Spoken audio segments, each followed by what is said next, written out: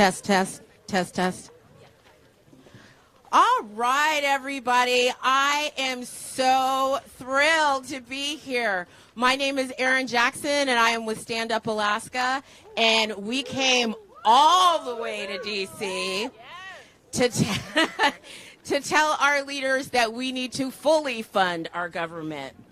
I will make some short remarks later, but let's get started with the program. I would like to introduce Representatives Schakowsky, Bush, and Jayapal. Representative Schakowsky believes the number one priority in this Congress is to create jobs and restore a vibrant middle class.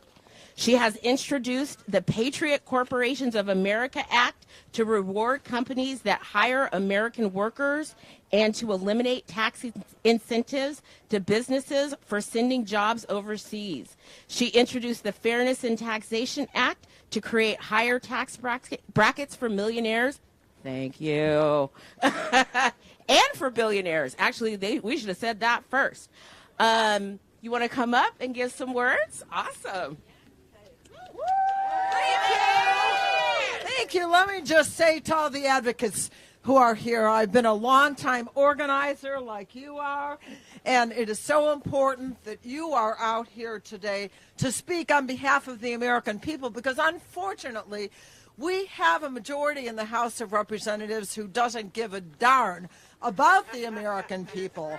And what we are seeing is the least effective Congress that has been since the Great Depression. They were able to pass 27 bills last year.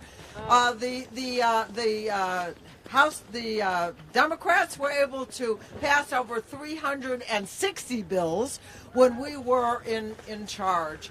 And what we see are provisions that they offer that actually harm people. I wanted to talk about two of those today. One is they want to establish a fiscal commission. And what they mean by that is what they want to do is set up a commission that we think is going to do harm to the programs that you care about. Things like Social Security and Medicare. Now, 10 years ago, well, in 2010 actually, was part of the Simpson-Bowles Commission. And the idea was that you would have this special elite group that would come up with a proposal. And the proposal that they tried to do was exactly what I said, to reduce Social Security because it costs too much, they say, for the American people. Can you imagine the most popular and important program that we have? And now that's what they're trying to push. Understand that the kind of programs that they are in favor of do harm, not good for the American people. So I want to talk about the Fiscal Commission and how we have to oppose that.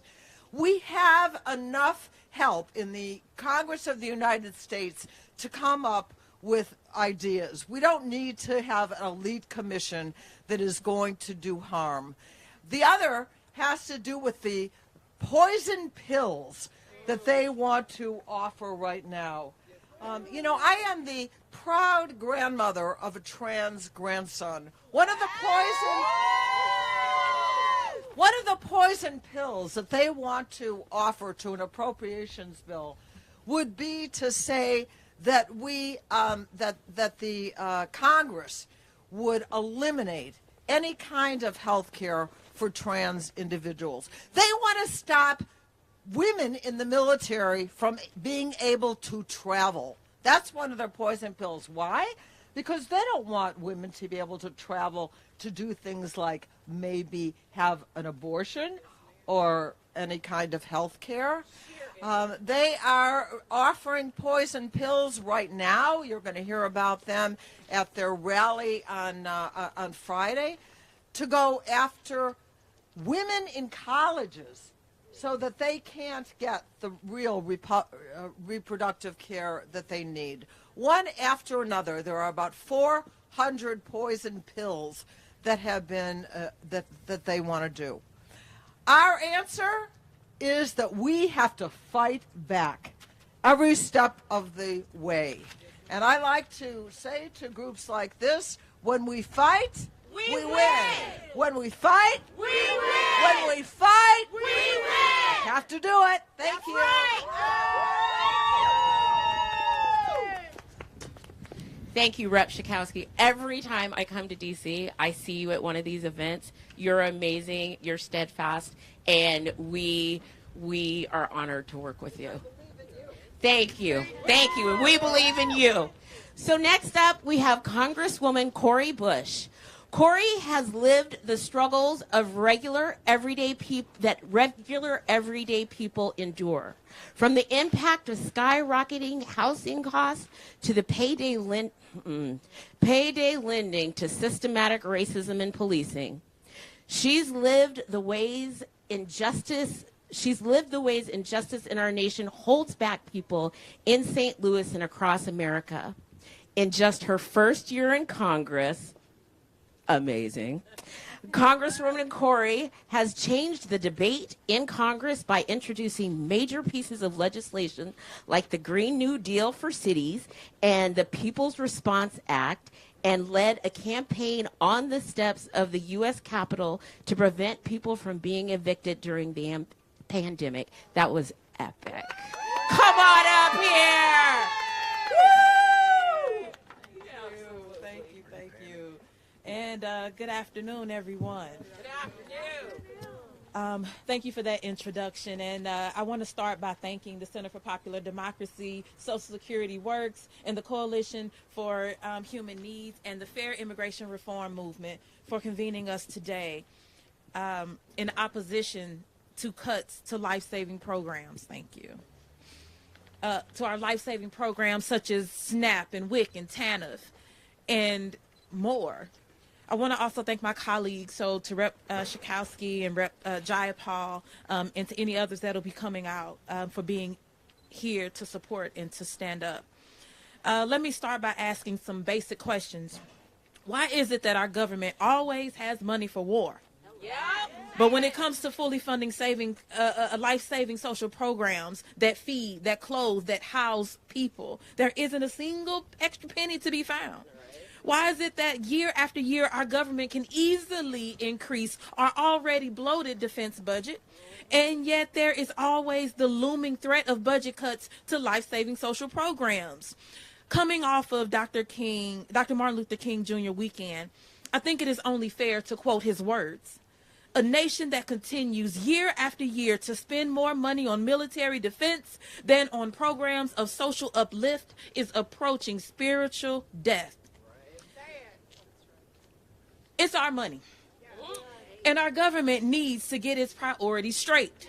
MAGA Republicans are trying hard to gut these vital programs, yet Congress seems to be more focused on funding the war and the deportation machine than stopping devastating cuts that would impact millions of families across our country, particularly Black and brown families. These economic social programs further address racial and gender inequities. For example, when we look at the maternal and infant mortality rates, which disproportionately impacts Black women and children and brown folks, programs like WIC are life-saving. And when I call SNAP and WIC and TANF and other programs life-saving, that's exactly what I mean. It's not an exaggeration. These programs truly save lives. I know. I relied on several throughout my life. Amen. As a single parent in between jobs, I relied on food stamps to feed my family.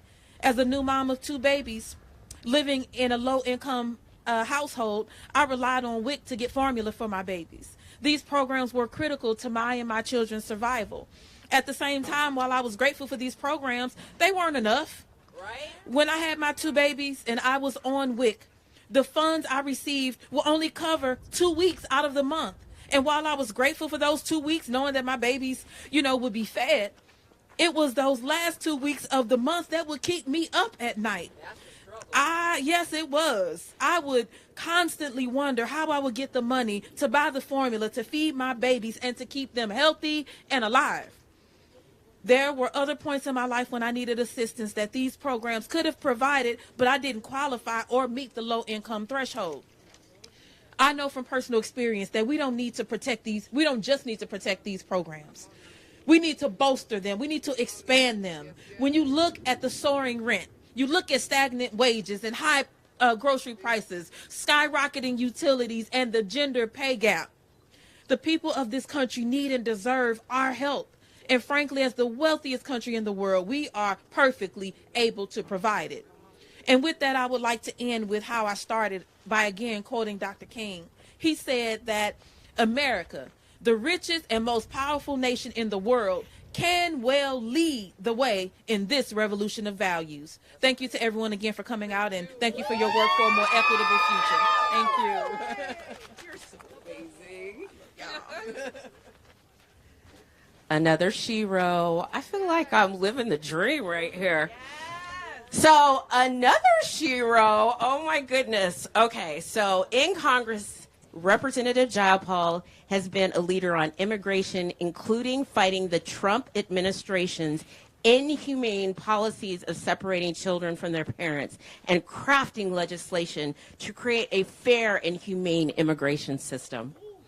She has also authored other landmark pieces of progressive legislation, including the ultra-millionaire tax the rich. I won't finish. Okay. Dignity for Detained Immigrants Act and the Housing is a Human Right Act. Oh, thank you so much. And the National Domestic Workers Bill of Rights. Truly an American shero. Come on up. Thank you so much, Erin, and thank you to my colleagues in the struggle, Representative Schakowsky and Representative Bush. One thing all three of us have in common with all of you is we were all organizers before coming to Congress.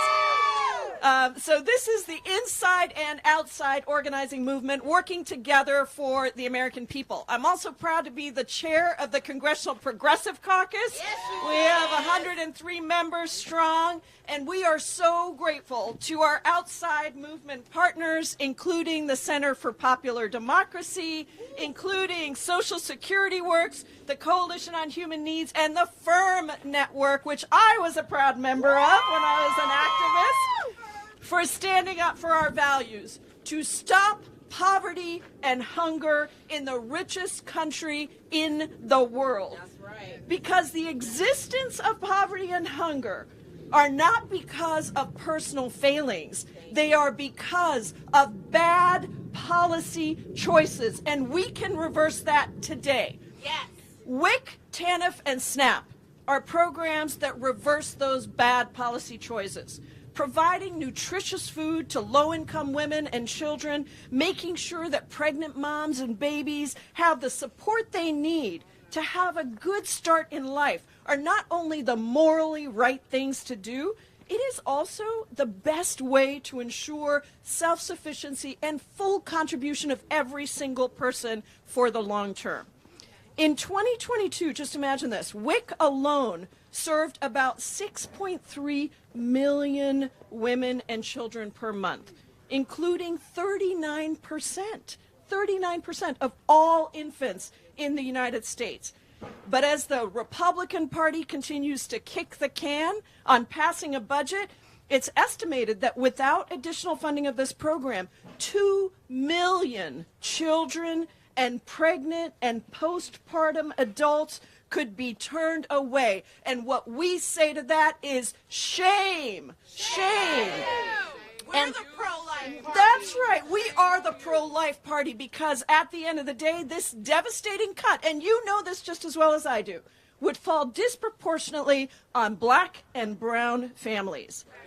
Now, this week, we're about to pass a third short-term extension on funding the government and funding programs like these. Republicans have been completely unable to govern. They've been fighting amongst themselves. They've been controlled by a MAGA extreme right that can't even pass their own extreme, unworkable bills in their own caucus.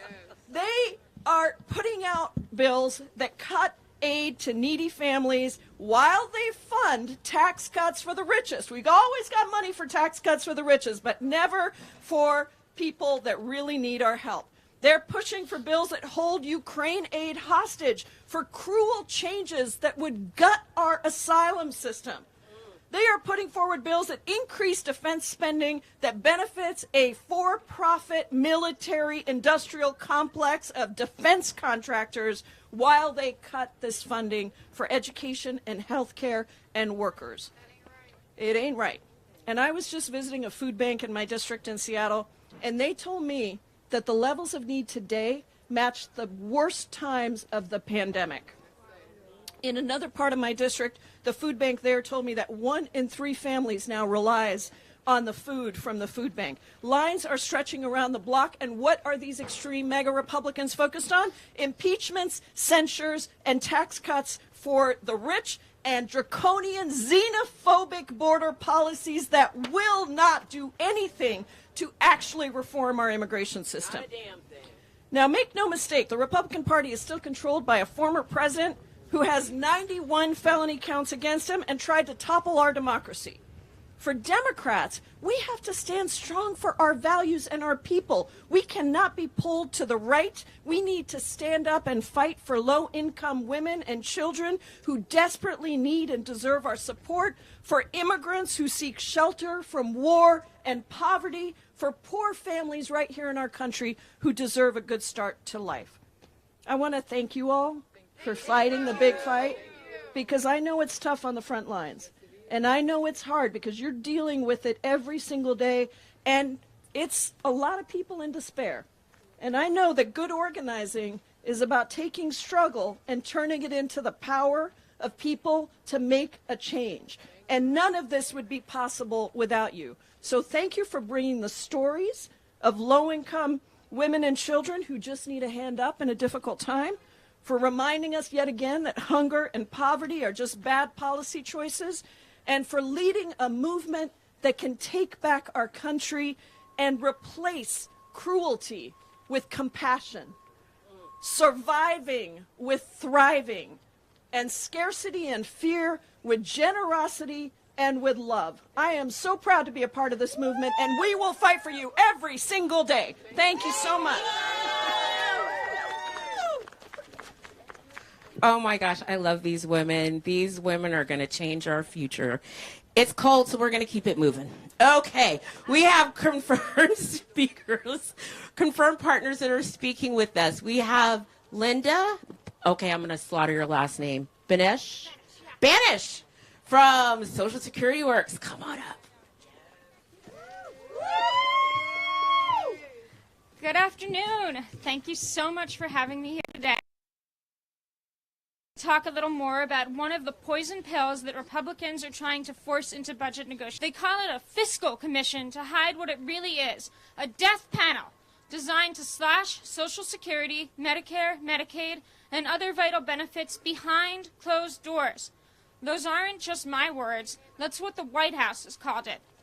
Republicans say that this commission is necessary because of the debt, and what they never mention, Social Security doesn't contribute a single penny to the debt. That's right. The driver of the debt is the giant tax handouts that Republicans keep giving to billionaires. Those same billionaires are also dodging paying their fair share into Social Security. They only have to pay in on their first $168,000 of income, and not at all on their unearned investment income. If we make billionaires pay in all year long on all of their income, we can afford to keep Social Security strong for decades to come and expand benefits.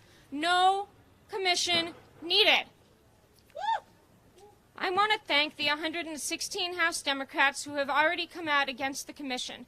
Every single Democrat should join them, and Democratic leadership should make it clear that a commission is 110% off the table.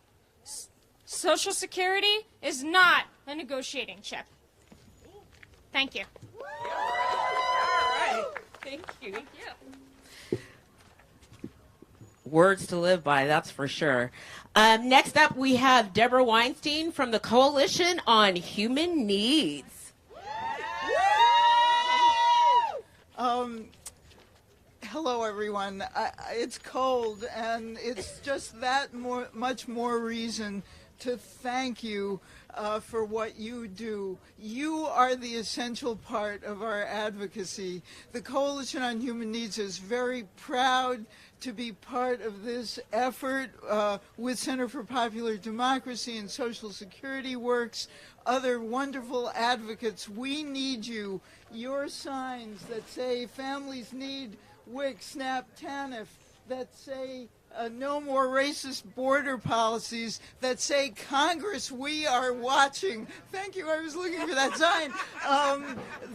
That is what we have to have. And what you have to say is not numbers, but people. This is all about people. This is all about 2 million mothers and babies and toddlers who might be turned away from the WIC program if Congress doesn't do its job. It's about people who might not get the housing help they need if Congress doesn't do its job. We hear about people, record numbers of people who are owing money for their heat and their cooling. Not too much cooling right now, but a lot of heat. And they need help, and they could be turned away if Congress doesn't do its job. You are the ones who are going to help insist, demand that Congress stop futzing around, stop making political play pals, and stalling with stopgap measures instead of passing the bills that we need. It's cold, so I'm not going to say anything more except thank you. You are doing the necessary work that will get the funding we need to help our people. Thank you so much, Deborah. That was amazing. I'm going to keep it moving. I know it's cold. Okay, we have a couple of affiliates of CPD that are here to share their stories. First up is Dennis Telemakis. I messed it up. Dennis from CASA. Come on up. Woo! Good afternoon. Thanks for having me here. Se puede. Se puede. My name is Dennis Telemakis. I'm from CASA, from Cameroon. I live in Maryland after fleeing away from my country for the past 6 months. I have applied for asylum already, and I am waiting to appear in court to defend myself for my case. The million of question right now is, if you take away asylum, what becomes of people whose lives are in danger, like myself? Congress, it's human right to seek asylum and to be granted asylum.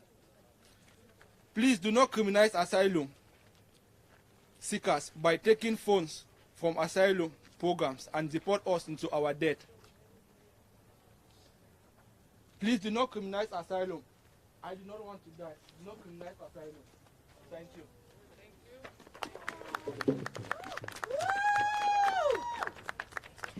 Okay, next up we have Jaden Huerta. Come on up. Jaden, where are you at? Jaden, come on up.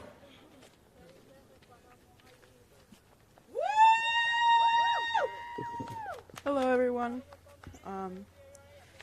So growing up, I was always the sick kid. I always had something going on, and it would be seeing neurologists, cardiologists, physical therapists. Every week there was something different that I had to go through. And truly, it was a lot. However, because of programs like Medicaid and Medicare, I survived. I got treated, and I was able to attend school again. I was able to get back on my feet. Because of these programs, I was able to have a life. Without this vital program, I know I wouldn't have been able to afford even diagnostic tests, much less the treatments themselves. It is truly life-saving, and I know without it, I would not be where I am today.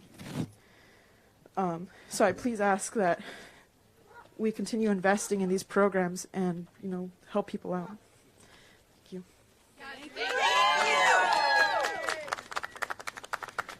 have these brave affiliates. We're going to go ahead and bring some more up here. And can I just say, who in this audience is conservative? No? I am. You know why? I want to conserve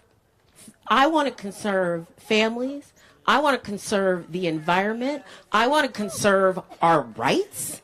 I want to conserve the rights to my body. I'm the true conservative. I believe in life, liberty, and the pursuit of happiness. I believe in people being able to be their best selves. I believe in constructing our democracy instead of destroying other countries with our bullets and our guns. I'm the conservative. Thank you very much. I am right here, right now. I am taking back patriotism from the MAGA crowd. I might not wear flags emblazoned on everything that I have, but I am damn well more of a patriot than the people that stormed that Capitol. Sorry, I had to get that off my chest. I walked through that Capitol today, and I'm like, how did they say this was a tourist visit? Are you kidding me right now? Anyway, sorry. Sorry, I had to get that. That's right. It's our house. Whose house? Whose house? Whose house? Damn right.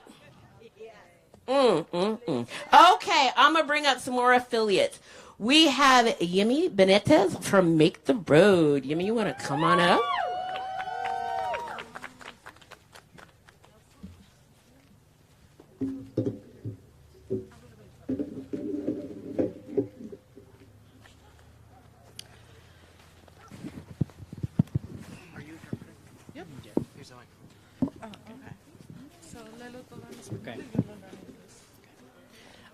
Hola, mi nombre es Jimmy Benítez, un gusto estar con todos ustedes acá. Gracias por el sacrificio que han hecho de venir en este día que está un poco frío, pero estos sacrificios valen mucho la pena porque es una lucha de de la sociedad, de nosotros como inmigrantes. Soy miembro de Make the Road New York. Estuve detenido en la cárcel del condado de Hudson desde noviembre del 2019 hasta marzo del 2020.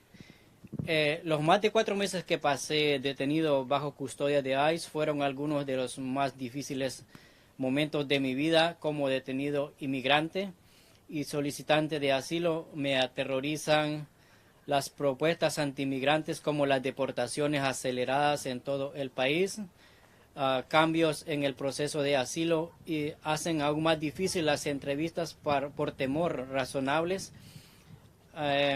que actualmente se están discutiendo como parte de las negociaciones presupuestarias.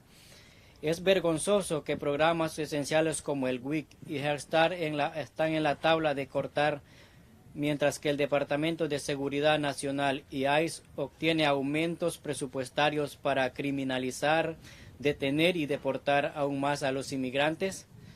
Es por eso que estamos aquí todos, para implorar al senador Schumer y a otros funcionarios electos que voten a cualquier política que perjudique a nuestras comunidades. Mientras estuve detenido durante la pandemia, varios miembros del personal murieron en Hudson y muchas personas se enfermaron. Apenas teníamos artículos de limpieza básicos, los baños estaban obstruidos regularmente y temíamos por nuestras vidas. Entonces iniciamos una huelga de hambre, la inicié con otros compañeros estuve detenido y fue que para poder obtener todos los insumos básicos que necesitábamos los detenidos.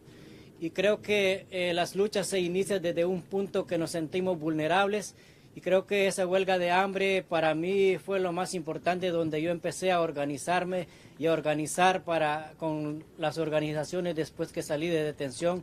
Eso para mí fue muy importante y valioso porque aprendí y sigo aprendiendo que las luchas sociales se ganan organizando y construyendo los métodos de justicia.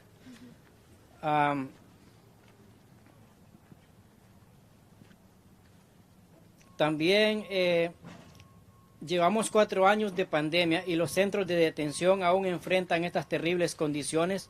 y ICE aún continúa violando sus propias políticas de detención y deportación de personas porque seguimos canalizando millones de dólares a estas agencias cuando tenemos una oportunidad real de invertir ese dinero en nuestras comunidades inmigrantes.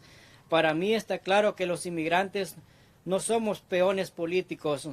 Merecemos prosperar y experimentar una vida sana y plena sin temor que nuestros niños y niñas jóvenes y familias pierdan el acceso a servicios cruciales. Debido a la incapacidad del Congreso que tienen para avanzar en los proyectos de ley de asignaciones a los diferentes programas de ayudas, el Congreso debe recordar que este es un año electoral y no olvidar cómo trataron a la comunidad inmigrante. Mientras nosotros tenemos el poder de lograr cambios y así tenemos el poder de expulsar a los congresistas o representantes electos, y el poder está en la comunidad, está en la sociedad, está en organizarnos y alzar la voz para que tengamos justicia y dignidad, respeto a nuestras comunidades inmigrantes y como seres humanos merecemos tanto en este país porque somos los que levantamos la economía. Cuando este país se cae, los inmigrantes somos los que estamos presentes para poder trabajar, construir, para que este país siga creciendo. Muchísimas gracias, les agradezco a todos por venir y estar aquí. Vamos a continuar en la lucha las veces que sea necesario. Gracias. ¡Se puede!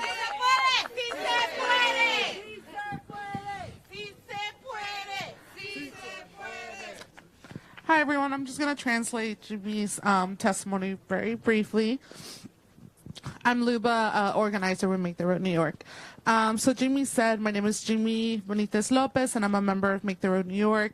I was detained at Hudson County Jail from November 2019 through March 2020. The more than 4 months that I spent in ICE custody were some of the most difficult of my life. As a former detainee and immigrant, I am terrified of the anti-immigrant proposals such as expedited removal across the country, changes to the asylum process, and reasonable fear interview that are currently being discussed as part of the budget negotiations. It is shameful that essential programs such as WIC and Head Start are on the chopping board while DHS and ICE are getting budget increases to further criminalize, detain, and deport immigrants.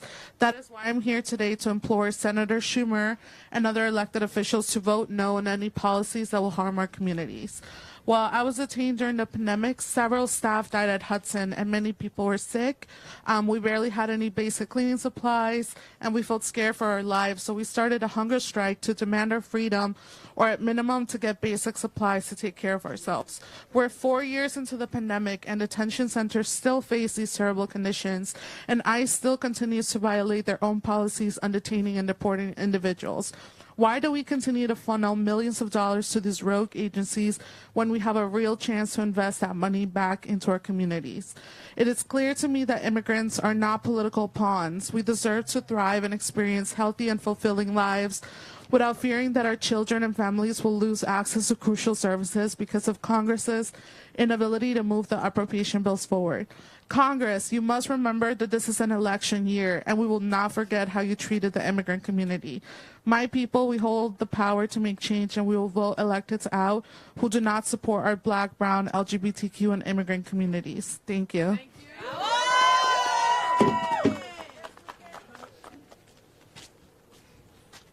So funny, because you know who else has an immigrant mother? Donald Trump. His mom's from Germany. Funny, ain't it? Anyway, I would next like to introduce Juliana Paz from CUF.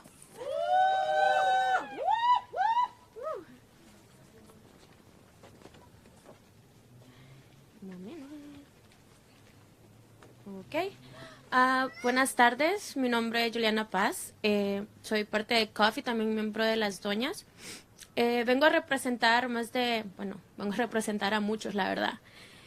Principalmente a las comunidades negras, morenas, latinas y demás, porque todos somos uno, siento.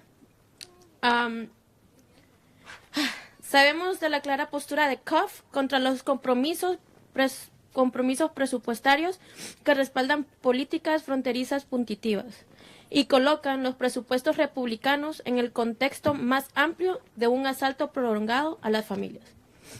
Los posibles recortes a programas sociales esenciales y los peligros asociados con la solicitud de financiación del presidente Biden. CUF insta a pedir al Congreso que luchen contra estos recortes y políticas fronterizas peligrosas y enfatizando la responsabilidad moral de priorizar la seguridad y salud sobre las ganancias y la propiedad después de la pandemia global.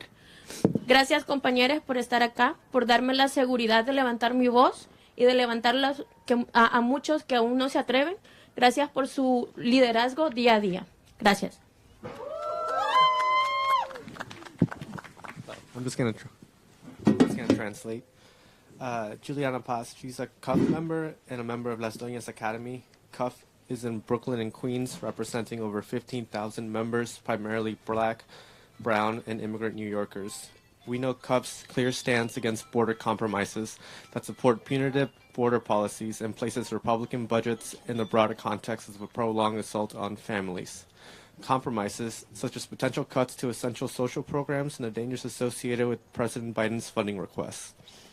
CUF urges Congress to fight against these cuts and dangerous border policies, emphasizing the moral responsibility to prioritize safety and health over profits and property in the aftermath of the global pandemic. Thank you.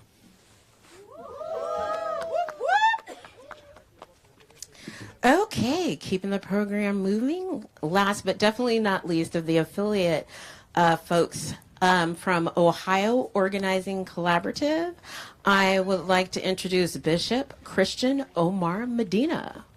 Oh, there we are. Hi. Good afternoon, everyone. Buenas tardes a todos. We are gathered here today in this very cold, cold day because, in the words of Dr. Martin Luther King Jr., who we just celebrated, in his words, he said, there is a time when silence is betrayal. And if we stay silent in critical times such as this, we are betraying all of the families, the thousands and millions of families who will be affected if proposed budget cuts go through. We have a moral responsibility to safeguard the livelihoods of these families. Because for many, when they look at this budget, they may look at line items. But we actually work day in and day out with actual individuals, human beings, who are not just line items, they are not numbers, they are lives who are struggling to survive each day. People like Tatiana, a single mother who I've had the privilege to work with, who is a single mother of 5. Her husband abandoned the family, left her with 5 kids.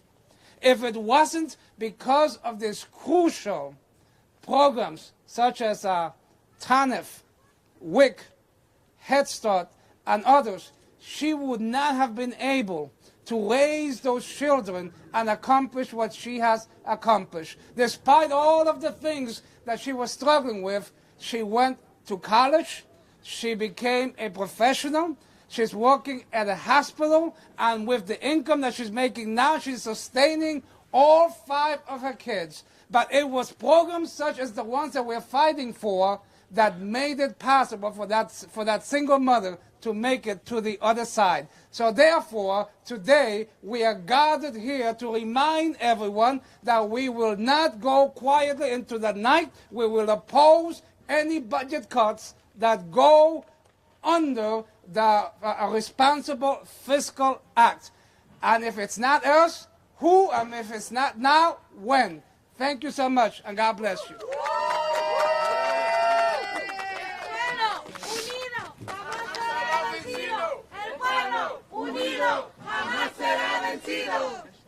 Woo! Okay, Okay, so one more affiliate. I apologize. I did not mean to skip anybody. But Jesus Moreno?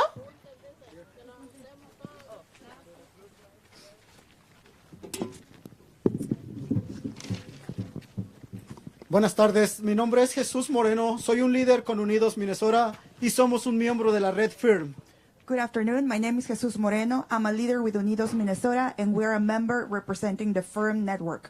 Soy uno de los más de 12 millones de trabajadores esenciales sin estatus que mantuvimos a flote los sistemas de alimentos, la manufactura, las industrias de servicios para que los estadounidenses pudieran resguardarse en casa durante la pandemia de COVID-19. I'm one of the over 12 million essential workers without status that kept the food systems, manufacturing, and service industries afloat so that Americans could shelter at home during the COVID-19 pandemic.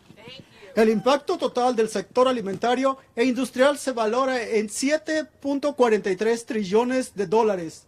Nuestra valentía mantuvo en funcionamiento este país y su poderosa economía. The total impact of the food and industry sector is valued at $7.43 trillion. Our courage kept this country and its powerful economy running. Aunque estuvimos considerados esenciales en tiempos de crisis, algunos políticos hoy olvidan nuestros valores humanos y nuestras contribuciones, negociando con nuestras vidas sin consideración. So while we were deemed essential during times of crisis, today some politicians forget our human worth and our contributions to bargain with our lives without regard.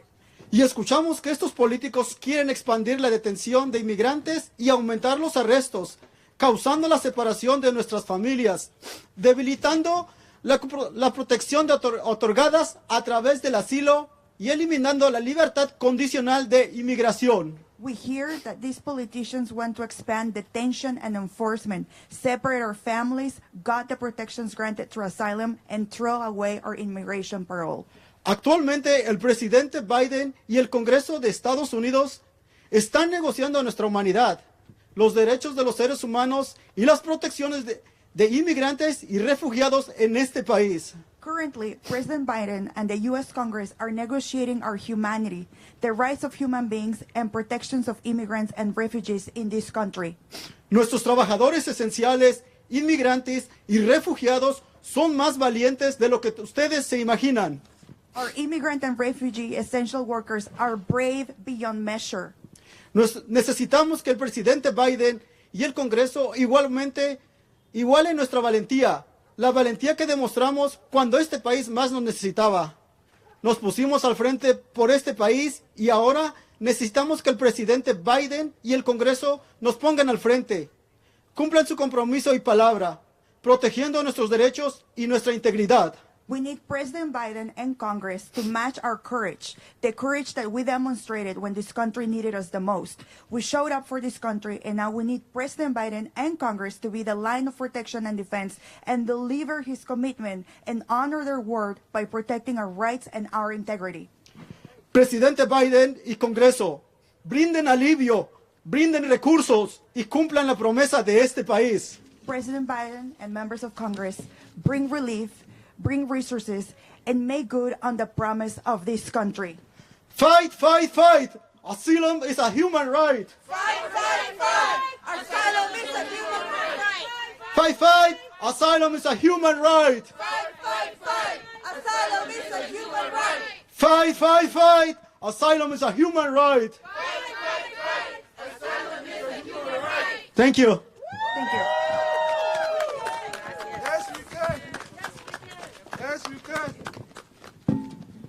Gracias. So, I just want to take this time. I know it's cold, folks, but I'm going to say a few words because I have traveled here from Anchorage, Alaska, and I was on the plane for 10 hours, okay? And so, once again, I'm the executive director of Stand Up Alaska and Alaskans Take a Stand. And I want to say that I think that it's time, as we stand in front of this building, to ask our Congress to stop investing in destruction and start investing in people. I said it is time we shift our focus from investing in destruction to investing in people. That's right. It astounds me that we are once again once again finding ourselves gathered here calling upon the folks in the building back there that are supposed to be representatives of the people, and that means all the people, asking them to do what they should do without any push from us. We're asking them to shield the most vulnerable among us and compel the wealthy to finally pay their fair share. The threat of the debt ceiling default being wielded by Republicans to strip our budget of billions for critical programs while inflating an already bloated military budget is ridiculous. This isn't merely about staving off a government shutdown. It's about safeguarding the policies we hold dear, the lifelines that keep our families afloat, from child care to WIC, TANF to home energy assistance, job training, education, and housing protections that aren't enough as they are. Are you seriously talking about reducing the social safety net more? No, we are not here for it. These are not mere line items on a budget sheet, but vital social programs that touch the lives of millions.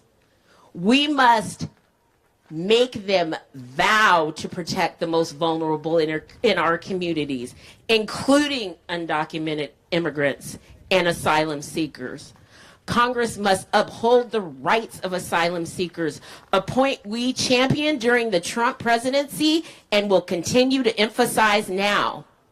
Any erosion of our asylum policy would be a regression to the dark days of pre-World War II, a time when Jews fleeing the Holocaust were turned away. If Congress is willing to trade the security of asylum seekers for missiles and border funding, it becomes painfully clear that the values and needs of the people are being misunderstood. Was it not Dr. Martin Luther King that said budgets reflect our values? What are we saying with this budget? Absolutely right. We're saying the wrong things to the right people. Tons of billionaires. I don't know how many times I've heard Leonard Leo's name today, but the billionaires can no longer control our country. We must take it back. We cannot allow the far right, racist xenophobes to dictate our immigration policy, putting immigrant communities at risk through severe asylum restriction, mass deportations, and family separations. We call upon Congress to pass appropriation bills that fully fund the government and continue to support workers, families, and our communities. From WIC to Head Start, child care assistant to housing, education to scientific research and infrastructure. These social programs, along with immigrants, are vital for our national growth and prosperity. Democrats must stand firm against any attempts by Republicans to insert poison pills to these bills that will harm and betray women, the LGBTQ plus community, immigrants, and the environment. It is critically important that the president retains the power to parole individuals who need protections into the U.S., such as Ukrainians, Venezuelans, Afghanis, and other vulnerable populations. Democrats need to consider that betraying immigrants, refugees, and millions of families carries no political value whatsoever. Capitulating now, especially during an election year, will only show people that Democrats cannot be counted on to protect them. We need representatives who will stand up for us all.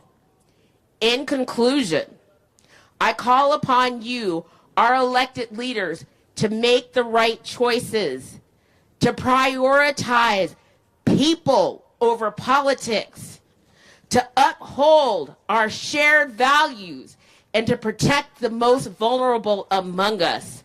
Let us invest in our people. Let us stand together and let's build a brighter future for all of us. Let's stand up for women's rights. Let's stand up for the rights of our children to clean air. Let's stand up for Social Security. Let's stand up for WIC. Let's stand up for TANF. Let's stand up.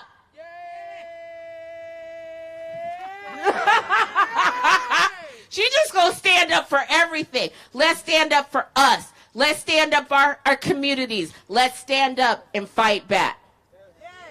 Stand up. Stand up. Stand up. Stand up. Do we have one more representative to speak?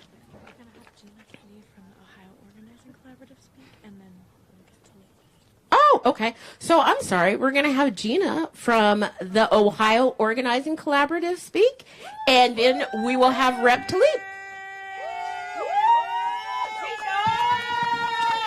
Thank you, guys. I'm going to need that same energy when I run for president, y'all. Hey, everyone. Thank you for joining us today on this much-needed, crucial gathering that we're having here. My name is Gina Kenny. As Aaron introduced me, I am the advocacy chair member of Building Freedom Ohio, which is under the organization of Ohio Organizing Collaborative. I am from Cleveland, Ohio, which is very much in danger of poverty. We have so many families suffering right now because of these cuts that Congress has brought upon us. We need these necessities as women, the WIC, the food stamps, the child care, and everything else that comes with it. You know, I'm 40 years old, and growing up, my mother, in fact, depended majority of my life on these benefits. If it were not for these benefits, I could probably reassure you that I probably would have ended up in the system because my mom would not have been able to take care of me and my siblings. I myself have 3 children. And I will also let you know that I myself probably wouldn't have been able to tend to my children if it wasn't for these types of benefits. It is very concerning to me that the more and more and more that we come here to DC to fight for our rights, human necessities, they're continuously counting us out. Every move they make, it's always targeted towards us, the poor people. It's never, ever, ever, ever, ever, let's do some budget cutting from the rich people. All the money, the billions of dollars that they sit on, and we're really talking about right now, in 2024, taking from the least vulnerablest people, whether it be these benefits or immigration or anything else. You continuously keep taking from the poor people. Let's be honest, Congress. You work for us. Again, you work for us. Start doing your jobs. Do your jobs. Do your jobs. Do your jobs. Do your jobs. We will not be silenced. We will continuously keep traveling, whether it's from Alaska. That's right. Whether it's from New Jersey. Whether it's from Nevada. We're coming. Or up north in Cleveland. We'll be back here every single time we have to continuously remind Congress that you work for us. That's right. This is our house. Do what the people expect you to do and do what we voted you in to do. Thank you. Start protecting your people. That's right. Not taxing the rich, continuously cutting from poor people is not working for us. When will it be enough? We are tired of gathering. We are tired of crying. We are tired of begging. We are asking you to please give us our human rights, housing, benefits, all of that. As we've stated, our lives are not negotiable. Everybody with me. Our lives are not negotiable. One more time. Our lives are not negotiable. And with that, I think I've said enough.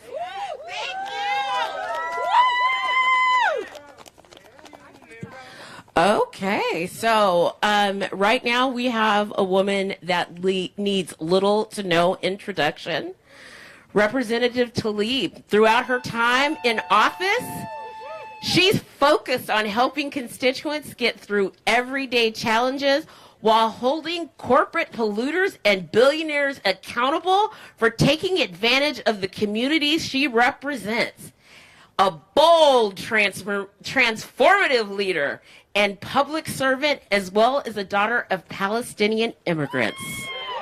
Rep. Tlaib is fighting for families of all backgrounds, especially people who've been left out and marginalized. Rep. Tlaib, oh, it's always so good to see you. Thank you. Thank you all so much. It's always, I hate not being able to look at y'all. Thank you so much for allowing me to share space with all of you today. Thank you for being here, because so many of my residents can't be here. And you speak on their behalf. You occupy this space on their behalf. So thank you on behalf of every single people, again, that benefit from the importance of food assistance programs and so much more. Thank you. I know this much. You know, I grew up in the most beautiful, blackest city in the country, the city of Detroit. Detroit! That's right. All right! We kind of just tell it like it is. Yeah, we do. So I'm going to tell it like it is. Yeah. We know that a budget is a statement of values. You guys know this. So why is it that year after year our government spends billions of dollars on war and destruction? But every year my colleagues and the powerful people in Washington tell me that there is no money for life-saving programs to address hunger and poverty, that the deficit is simply too high, only to turn around and pass yet another, y'all, this is real, record-breaking military budget, giving $886 billion of our tax dollars to fund bombs, weapons, war, and crimes. No questions asked. The need for child care and affordable water for working families in my district is so prevalent. I know the GOP has made it clear that they want to cut funding for Social Security, Medicare, TANF, SNAP, and WIC. I mean, these are life-saving programs for my residents. And I know it's disgraceful. You all know this. We got to continue to speak that truth. Because I know that when it comes to me trying to clean drinking water, trying to make sure that my family stay together because of the lack of, housing and so much more, they seem to, again, to continue to want to invest in death and not life. Millions of low-income families in our communities rely on these programs. You know this. 21 million alone households rely on food assistance program like SNAP each month to just to eat. Over 6 million women, infants, and children depend on WIC. I talk to those mothers all the time to ensure that children receive proper nutrition at a critical stage in their development. I remember my mother, who raised 14 children. I am the eldest. I've been taking care of people all my life, but she depended on programs like WIC. 1 million families composed of 2 million children count on TANF for child care, for pre-K, for child welfare programs, and other forms of basic assistance. These programs are not bargaining chips, and I'm so sick and tired of them doing this to us. We are talking about people's lives and their livelihoods, about health and well-being of their children. I hear them always talking about, birthing children, but as soon as at the time of that birth, they forget about our children. Instead of repeatedly bringing our nation to the brink of a government shutdown over and over again since I've been here for 5 years, or trying to negotiate funding for cruel border policies that are so incredibly dehumanizing for my immigrant neighbors, I want to urge my colleagues, please invest in life, to invest in the lives of the people we represent. The American people and our families deserve better. Thank you all so much again for your incredible courage and for your continued effort. I can't thank you enough. Thank you.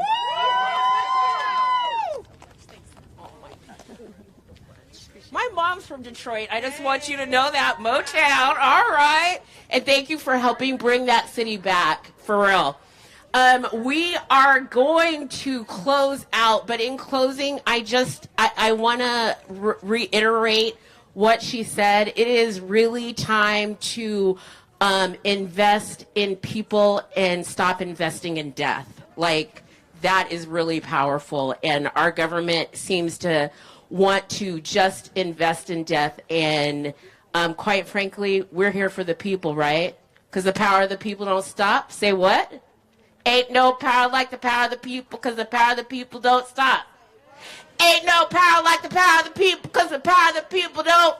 Say what? Ain't no power like the power of the people, because the power of the people don't stop. Say what? Ain't no power like the power of the people, because the power of the people don't stop. That's right. Thank you very much. We appreciate each and every one of you. Keep up the hard work. This community is what's going to make the difference. We're gonna make them stand up and take notice and realize that this is our country. They're only there temporarily. We're here forever. Worst nightmare. Lord,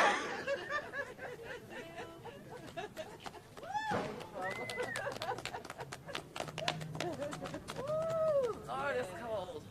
You done? You can sit done. I'm cool. I